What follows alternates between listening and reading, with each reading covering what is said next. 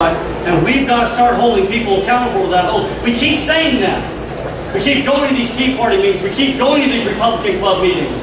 And we say we're going to get them to uphold their oath. And then we go back home, and 30 days later we come back and say, we're going to get them to uphold their oath.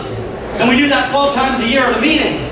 When are we going to start literally going on the offensive and making our message known? Listen, I'm going to call you out for a second. If you are a leader of an organization, whether it's a Tea Party group, whether it's a Republican Club group, and your numbers are not growing, you should look at yourself and look at the way that you're presenting the message. Are you creating an experience for the culture? Because if you have the same people coming in and week out, you are not creating an experience that's going to change things. You have to. Some of you came to our town hall 2013. We had another meeting 2 weeks ago. I drove a 1955 Chevy Bel Air onto the stage. I was so excited. First time I ever sat in a Chevy Bel Air. Right? Does that have anything to do with the Constitution and freedom? No, not necessarily. But can I make it relevant to the message that we're fighting for? Now suddenly you have something the culture will come to. Yeah, we had all kinds of people that don't want to be politically involved, but they're like, Krauser came out last time in a George Washington outfit, and he was doing things like this.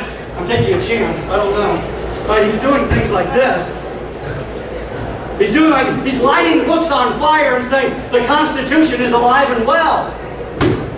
What do you think kids are doing when you say, is the Constitution an old boring document? And they're saying, yeah, we learned about that stuff in school. Not in my world, it's not. I want me one of them. Yeah. But what do you think the kids are doing in school? You just created an experience for these kids. And they want to be a part of it.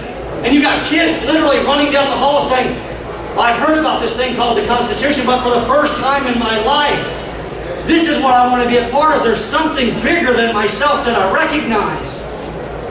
And so we've got all these meetings going on 5, 6, 7 times a week. What are you doing as a leader?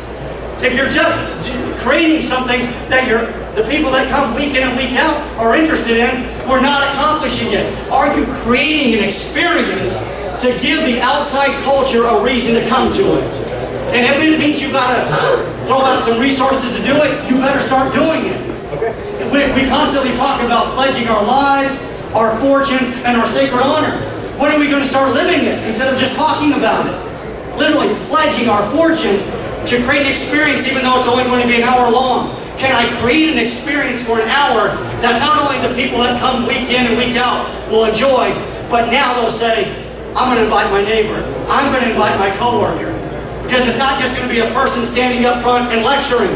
They're going to experience America, not just hear about America.